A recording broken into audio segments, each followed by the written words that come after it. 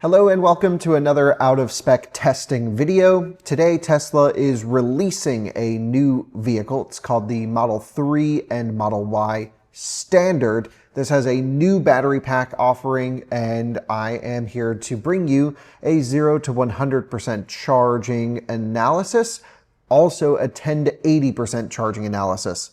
We've done two tests, the first one on a Model Y Standard, the second one on a Model 3 Standard, and we're essentially going to analyze how the new batteries charge as we do with every electric car. So let's get into charging the new Tesla Standard models.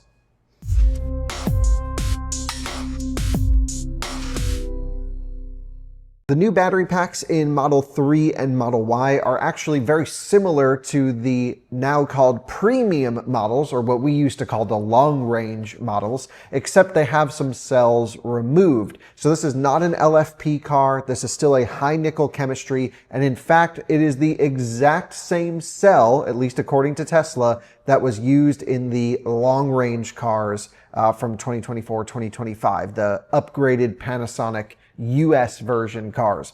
Now in Europe, they had a LG battery pack for Model Y, still do, and I think Model 3. Those can't output as much power, they don't charge as well, and those are really not the ones you want. However, the rumor is those actually have a little bit better degradation performance than the Panasonic cars. In the US, we just get Panasonic battery packs for our long-range Model 3 and Y. And the good news here is that it uses the same cell, which freaked me out at first because I'm like, oh, did you just remove cells and drop the voltage like if you pulled a module out? But they actually redesigned the internals of the battery pack where they only removed P-count cells.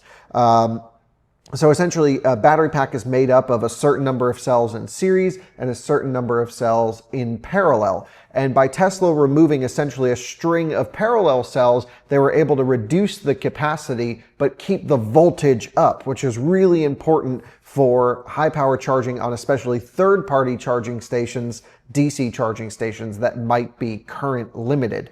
Tesla, of course, on superchargers can still get huge power on low voltage vehicles because they can dump all the current into the cars. But of course, it's always good to have as high as voltage as possible for charging. And since this is a charging video, yep, there we go. The one last topic I'll get to are the quoted figures on this battery pack. 69.5 kilowatt hours usable. I don't think Tesla ever announced the official capacity of the large Panasonic pack, but we've always pulled between 79 and 81 kilowatt hours out of it. So it's basically 10-ish, plus or minus, more on the plus side, 10, 11 kilowatt hours removed from this, from the large battery pack now in the premium vehicles. It has a 32 amp onboard charger, so you don't get the 48 amp that you get with the large battery packs. I think that's fine. You'll be fully charged overnight, no problem with 32 amp AC charging. That's like between 6.6 and 7, mid 7s, depending on line voltage.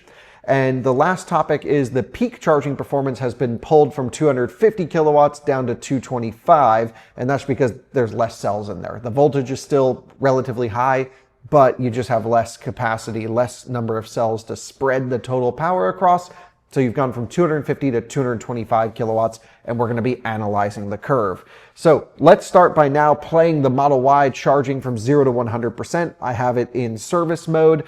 And the 10 to 80% actually shows some different results, and then I graph it out later where it all makes sense as to what's happening here. So let's start now. Model Y Standard. I have whole videos on the Out of Spec Reviews channel discussing these vehicles in depth. Model 3 first, Model Y will go up tomorrow, but I wanted to get this video to you today. I think it's super important to look at charging performance. You can see it's doing over 600 amps, which is great, and it seems to kind of be capped there. That is not a version 3 supercharger limitation. Version 3 superchargers can go well above 600 amps, but I am doing this test on a V3 supercharger. Tesla was super adamant that I didn't charge these vehicles at any public supercharging stations because they didn't want leaks or them to be spotted. So I actually charged this vehicle at the factory at Giga Texas, and it worked out pretty well, except there was a little thermal derate kind of around here, and we basically fill in the gap with the 10 to 80 coming up next.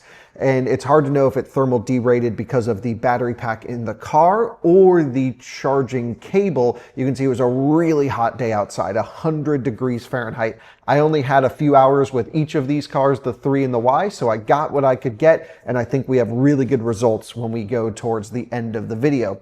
Typical Tesla, I should mention just in terms of vehicle setup for this, I had the car preconditioning to a supercharger the entire drive cycle down to 0. We were fairly gentle on the car, except I was giving it a couple wide open throttle hits throughout the state of charge range. I can't comment on what the car did at low state of charge at the moment because it's a driving impression and driving impressions are embargoed for another few days.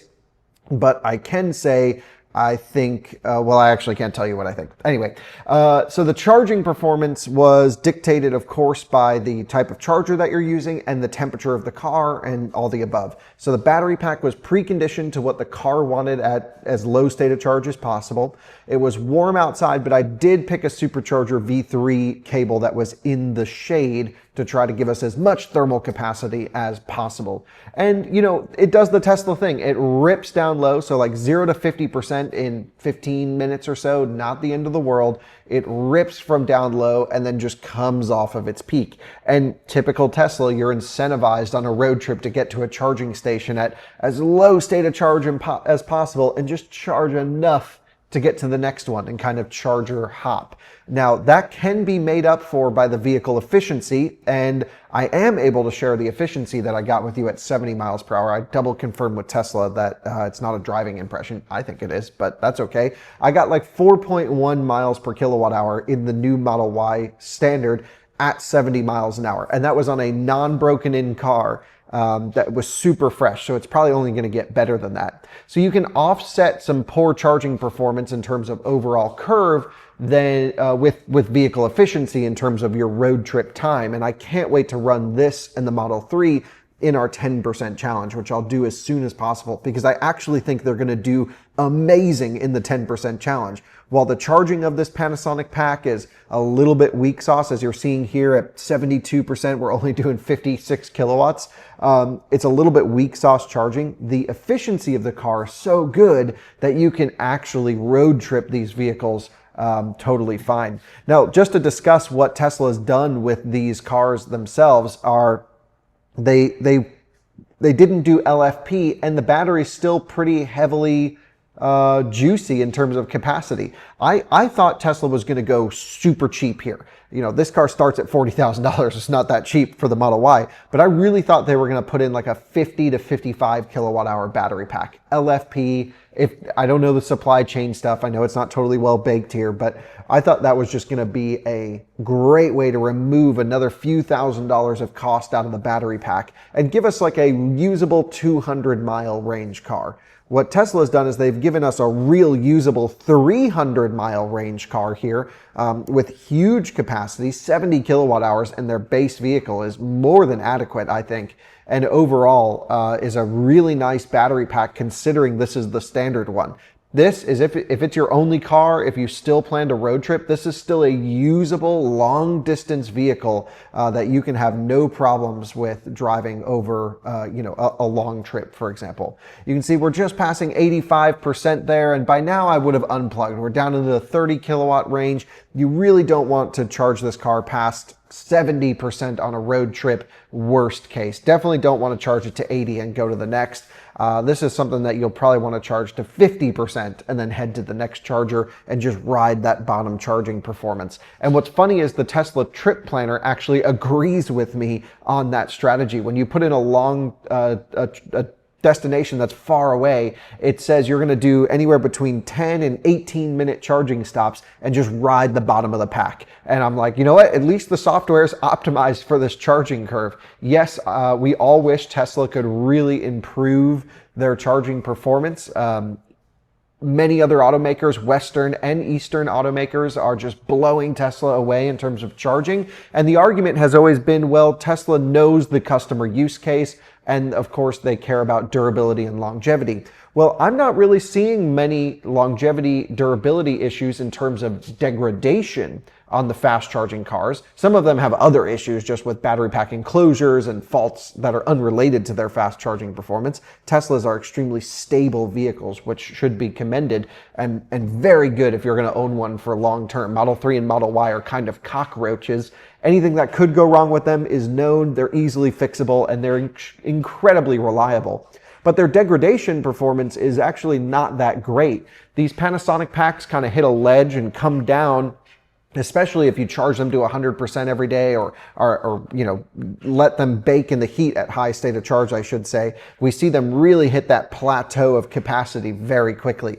Tesla recommends an 80% daily charging limit for this battery pack, and most people probably aren't comfortable to go below 10% on a regular basis. So you really only have 70% usable capacity that most people probably feel comfortable using regularly. And that means that your 300-mile range is now a 200-mile range vehicle, unless you're going full to dead, which again is something that you would plan ahead for on a road trip. So I think they sized the battery more than appropriately. I think you guys would agree with me. I think you would also agree with me. We wish it was LFP with better longevity performance and also the ability to full charge the car every day. And you can just see the top charging performance of this car is really bad. And that's okay. Anything above 90% doesn't really matter for DC performance. That's just to get the top end, the last bit of electrons in there, and you can see what the car had been doing. It's doing what's called a constant current, constant voltage charging curve after you hit that max current. It's just holding the whole battery pack voltage at 405 volts and then just pulling down the current as it gains capacity. And the thermals have been pretty good throughout the rest of this charging session. We had that dip early on and we fill that in through the 10 to 80% charging curve. So that's the Model Y 0 to 100 baseline. Let's jump over to the 10 to 80% in the Model 3. Again, identical battery 3 and Y, same cooling capacity 3 and Y. I just happen to have both different cars on 2 different days. Very similar temperatures outside though, both in that very high 90-degree temperature range. So let's finish up this Model Y charging curve. That's pretty much it right there. And then we'll jump to the 3 and see how that charges right now.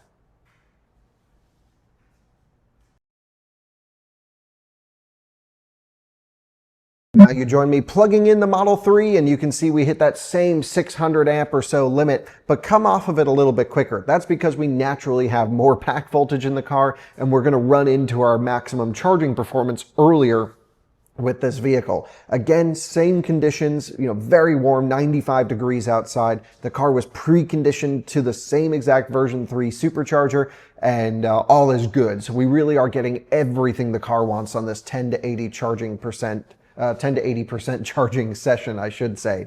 Now, the Model 3 is going to be even more efficient than the Model Y. I didn't actually do any efficiency logging with this car. There was too much traffic on the roads, but we own a long-range rear-wheel drive Model 3 that uses the same exact motor as this car. This one has an even more aggressive aero wheel, I should say less aggressive aero wheel, and less weight taken out. It's about 200 pounds lighter than the long-range rear drive, and therefore I actually think that this is going to be genuinely a 5 mile per kilowatt hour car in almost any driving scenario except constant highway cruising. This is probably 4.5, 4.6 miles per kilowatt hour in light highway cruising on a warm day with little wind. Incredible efficiency here.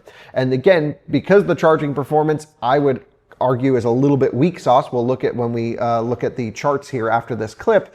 You can, again, road trip this car wonderfully because of that efficiency. Now imagine if Tesla put in a juicy charging vehicle and it had that efficiency. Well, then it would be the end-all be-all for absolute road tripping. Now, most people do charge at home. Again, same limitations as it's the same battery pack. 80% daily charging limit recommended, 32 amp onboard charger with the Model 3, and all will be good. I'm actually pretty impressed with the 10 to 80% charge time. You can see we're already past 59% right now, screaming along with just a few minutes into the charging session. To do 10 to 80 in 40 minutes is kind of like what the GM vehicles do. That's like Blazer, Equinox. It's what Cybertruck does roughly. And you know, that all seems to be kind of like the lowest tier of acceptability. 30 minutes is reasonable. I think it's not a reason not to buy the vehicle, but if you're going to road trip a ton, it's not great. But for the occasional trip, 30 minutes okay. And then anything 20 minutes and less is when we're into absolute amazing charging territory. The fastest vehicle I've personally ever charged 10 to 80 was like 9 minutes and something, and that was the Zeekr Golden Brick battery pack. And again, that's a series production battery pack that's on sale in China and actually is launching in Europe very soon as well to get under 10-minute 10 to 80% charging times. That's useful not only for road tripping, but also if you live in an apartment complex without home charging. And I think this is minimum acceptability for this type of car. Now, this is a brand new lower cost option from Tesla, so it's where I would expect to see less innovation put into these cars. And so I'm actually okay with the charging performance. I just hope Tesla learns from this and says, okay, on our top end models, on the performance cars, on whatever it might be, we really need to work on charging speed and charging curve, and let's make this thing rip. I really hate to see Tesla lagging behind in this area. So here we are approaching 80% charge in well under 30 minutes. I think it's an acceptable 10 to 80% time, and that is the Model 3 charging curve from 10 to 80. One last thing I'll mention here actually is you'll notice the time estimates when we started each of these 0 to 100 and 10 to 80, almost completely wrong. They are not in the ballpark whatsoever. The 0 to 100 was well over 1 hour. The car suggested well under 1 hour. So if you see I've seen a couple people online saying, well, Cybertruck can do 10 to 80 in 35 minutes because that's what it had suggested as its estimated time. Well, here's two examples of Tesla just blowing past the estimated time, 10 to 80, and not being accurate at all. So with all of that said, let's actually review the curves, the data, and see what the charts look like. All right, here's the data from the charts that we just saw. So let's start on the blue line, which is our peak observed kilowatt input into the vehicle for every percentage point. And you can see it ramps up pretty quick to the point where at 1%, we're basically pulling full power. It pulls pack voltage up and it holds 227 kilowatt peak, and it comes off really hard around 12%. And you can see this dip is a little bit strong and then we hit a plateau. Now that is not common for typical Tesla charging curves, and that typically would indicate some sort of thermal performance issue to me. And again, that could very well be the version 3 supercharger handle just getting warm. They are known for having terrible thermal management on the version 3 supercharging cables. Even though they are liquid cooled, they just can't handle the current. I really wish I could have done this on a version 4 supercharger dispenser, but that's okay. You can see that really dip there, and then it kind of lines back up and goes to that typical, constant current, constant voltage, just slow crawl down to 0 kilowatts when we reach 100% that we know from Tesla.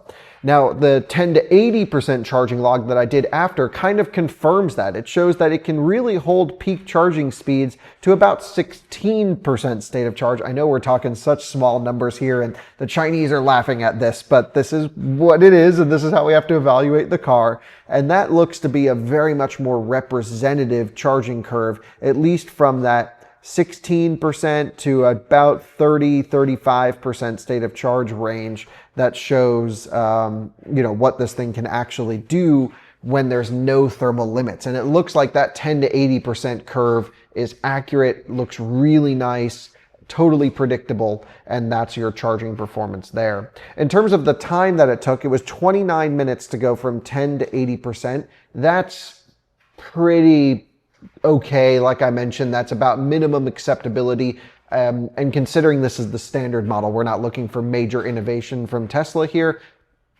It's still so much slower than a lot of the new cars coming out, but considering the price and considering the handshake time, the amount of supercharging locations that are out there, and the fantastic software to help you get to those charging stations, this is still going to be an amazing road tripper. Don't forget that the Model 3 long range in our i90 Surge, even though that car charges so much worse than the Ioniq 6 does, because of its efficiency and handshake time and supercharger access locations to the highway, that car still came second only to the Porsche Taycan across the whole country.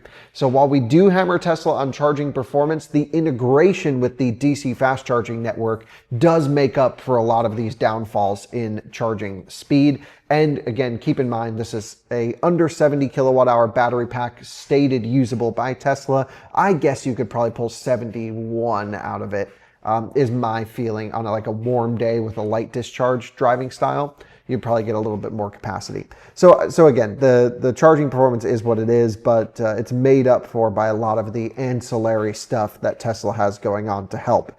You can see the blue and red line match up almost perfectly. They're within a couple kilowatts of each other. And so that shows that the 0 to 100 really is an accurate result, except for that early dip in charging performance due to some overheating. Again, it was almost 100 degrees outside, but we live on planet Earth. Equipment should be able to charge at full power in 100 degree Fahrenheit without problem. So I do have some issues with that. Tesla has fixed it with the V4 dispenser though. Hopefully that would have solved the problem.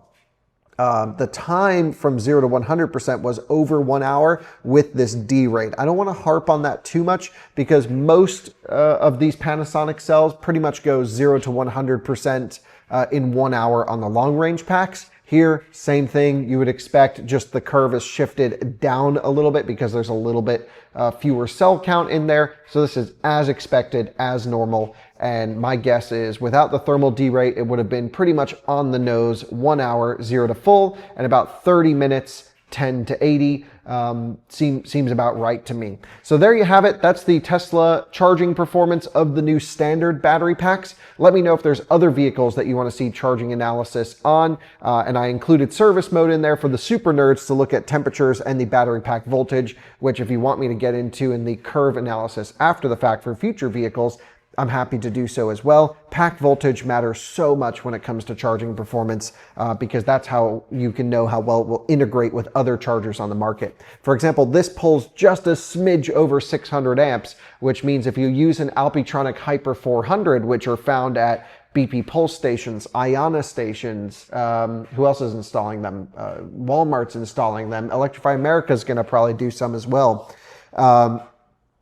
You can get full charging performance on an Alpitronic Hyper 400, which is becoming a very prolific, is that the correct word? Prolific charging equipment in the United States and in Europe, of course. This, as far as I know, is US only, is what Tesla told us, but I wouldn't be surprised if we see either a Europe version with the LG pack slimmed down, or maybe they'll even get the Panasonic version there if it ever makes its way over. Not sure. With all that said, that's charging on this car. Thank you so much for watching, and if you want to see more charging analysis and anything different, let me know in the comments. See you on another one again soon. Bye-bye.